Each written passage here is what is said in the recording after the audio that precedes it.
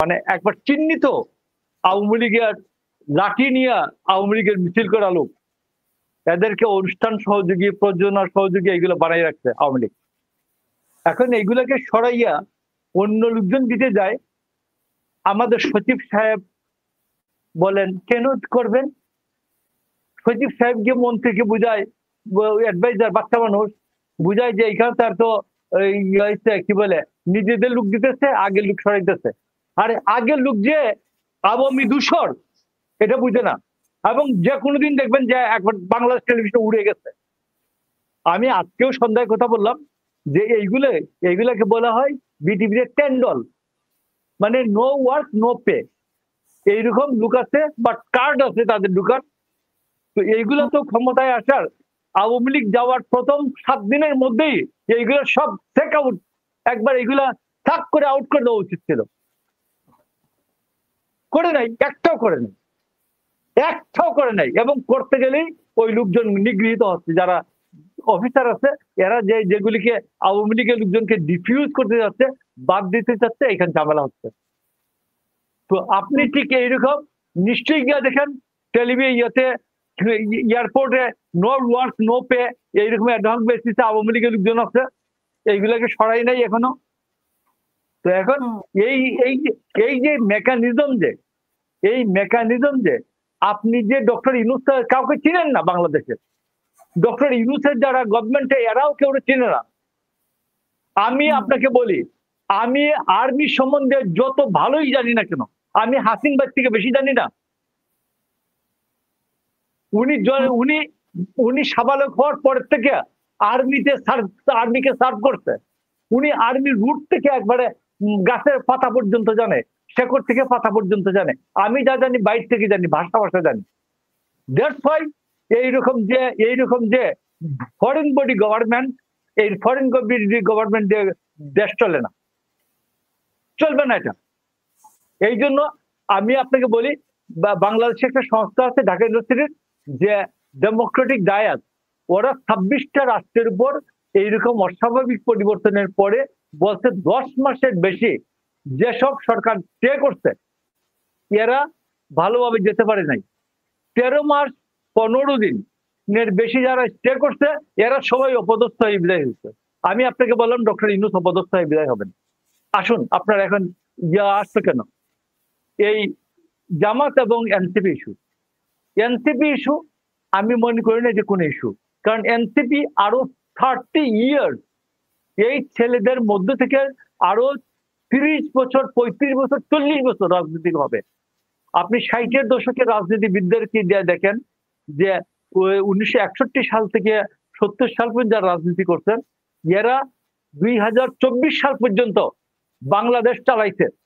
ওই 10 বছর যে নেতৃত্ব ছিল ওই প্রজন্মটা আপনি দেখেন, শাহ মুয়াজ্জম থেকে তুফাইল আসম রব পর্যন্ত এরা বাংলাদেশ চালাইছে।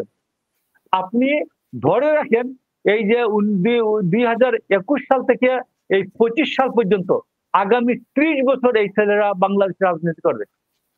তো এরা ভুল করবে, শুদ্ধ করবে, হুচট খাবে, উঠে দাঁড়াবে, আবার দাঁড়াবে, আবার পড়বে, আবার দাঁড়াবে। এটা কোনো সমস্যা না। সমস্যা হচ্ছে জামাত ওই ছেলেদেরকে বলছে যে আমরা আন্দোলনে আছি, আমরাও যাব না। ওরা মনে করছে জামাত যাবে না, জামাত ওদেরকে রেখে, এদেরকে বসিয়ে রেখে বলছে তোমরা সেজে গুজে বসে থাকো। ওইদিকে জামাত গিয়ে কাজী অফিসে দিয়ে পরে চলে আসছে, সাইন করে, কাবির নামা সাইন করে চলে আসছে। এটা হচ্ছে একজন প্রতারক প্রেমিকের মতো। তো প্রতারক প্রেমিকের মতো জামাত এই কাজটা করেছে। প্রতারক মানে রাজনৈতিক প্রতারক তারা। না, আমি বলতেছি নাহিদ বা নাহিদের সাথে যারা আছে এরা আরো 30 বছর রাজনীতি করবে বাংলাদেশে। 30 বছর, মিনিমাম 30 ইয়ার্স এই প্রজন্মটা পলিটিক্স করবে।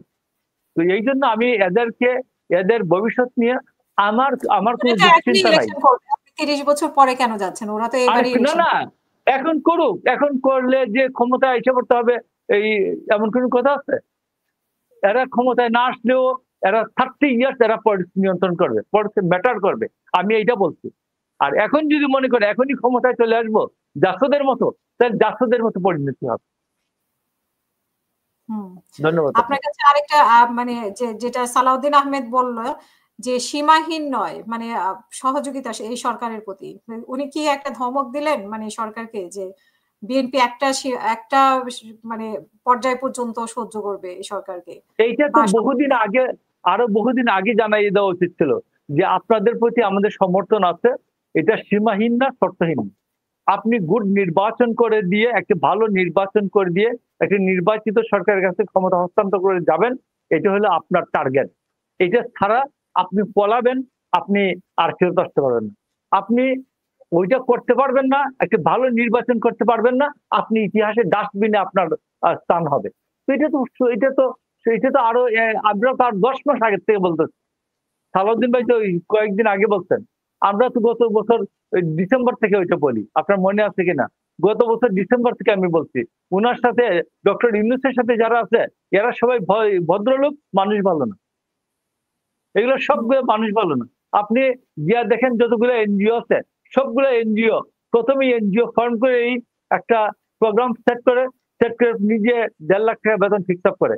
ও বেতন করলে আমি আমার ফার্মে ওকে 50,000 টাকা দিয়ে রাখবো না, ওর নিজের বেতন নেই 1.5 লাখ টাকা। এরপরে মেয়েকে আইনা বসায়, মেয়ের জামাই মেয়েকে নেয় 1 লাখ টাকা, মেয়ের জামাই নেয় 1 লাখ টাকা, তারপর বইনের জামাইকে আইনা দেয় 50,000 টাকা। এইভাবে এই হইলো এনজিও উন্নয়নের প্যাটার্ন। তো এর পরে এর থেকে ছিটে ফিটো একটু যে মানুষের যে উপকার হয় না, হয় কিছু উপকার তো হয় মানুষের, তাও। তো এই জন্য আমি আপনাকে বলছি যে এনজিও প্যাটার্ন, এনজিও প্যাটার্নের যে ডেভেলপমেন্ট দৃষ্টিভঙ্গি, এটা গভর্নমেন্টের দৃষ্টিভঙ্গির মতো না। আমি আপনি বলি আমাদের বিআরডিবি বলে একটি সংস্থা আছে। তো এই বিআরডিবি অনেক আগের থেকে এই গ্রামেরও আগের থেকে এই বিআরডিবি কিন্তু সমবায় সমিতিকে লোন দেয়, এবং এটা 0% দেয় অথবা 2% দেয়, 1% দেয়। বিআরডিবি বাংলাদেশ গভর্নমেন্টের যেহেতু সংস্থা, পল্লী উন্নয়ন সংস্থা, তো সেইখানে এটাকে ওইভাবে হাক ডাক নাই, কিন্তু এইখানে হাক ডাক অনেক বেশি। কথা বুঝছেন? তো প্রতি উপজেলায় জিজ্ঞেস করেন বিআরডিবি সংস্থা আছে, প্রতি উপজেলায় কৃষক সমবায় সমিতি আছে, প্রতি উপজেলায় ক্ষেত মজুর সমবায় সমিতি আছে। তো এইগুলি তো আছে। তো গভর্নমেন্টের ছিল, ক্ষুদ্র ঋণও গভর্নমেন্টের ছিল। তো এইগুলি কি আমি আপনি বলতেছি, এইগুলিতে যেহেতু ওইভাবে হাক ডাক নাই, মনিটর নাই, ঋণ দিয়েই এসে কিস্তির জন্য পরে সপ্তাহে কিস্তির জন্য বসে থাকে না। তো এই জন্য মানুষ জানে না, মানুষ দেখে না। এখানে তো আগে প্রথম ঋণ দিয়েই 3,000 টাকা। আপনাকে আমি একটা নতুন প্যাটার্ন বলি। আপনি 30,000 টাকা এখন বিকাশে লোন পাবেন। বিকাশে লোন দেওয়ার সাথে সাথে সে 200 কত টাকা কেটে রেখে দেয় সার্ভিস চার্জ। এরপরে সে প্রতি মাসে আপনাকে বলে এত টাকা করে জমা দিবেন, 30,000 টাকা। আমার এখানে অফারটা আমি দেখলাম। তো সব মিলিয়ে দেখবেন ব্যাংক ইন্টারেস্ট থেকে অনেক বেশি। তো এই জন্য আমি বলছি যে ডক্টর ইউনূস, আমি দোয়া করি যে ডক্টর ইউনূস যেন মান ইজ্জতের সাথে উনার ল্যান্ডিংটা, মানে একটি নির্বাচিত সরকারের হাতে উনি ক্ষমতা দিয়ে উনি যেন একটা অনারেবল এক্সিট পান। অনারেবল সেফ এক্সিট না, নো অনারেবল এক্সিট। আমি ওনার জন্য চাই অনারেবল এক্সিট। আমাদের উপদেষ্টা যারা আসছেন এরা ভুল ত্রুটি শুদ্ধ যা কিছু আছে, আমরা এদেরকে একটা দুঃসময় দায়িত্ব দিয়েছি, ওরা নিয়েছেন, এবং সেইখানে তারা যেন সেফ না, অনারেবল এক্সিট পান, আমি এইটা চাই।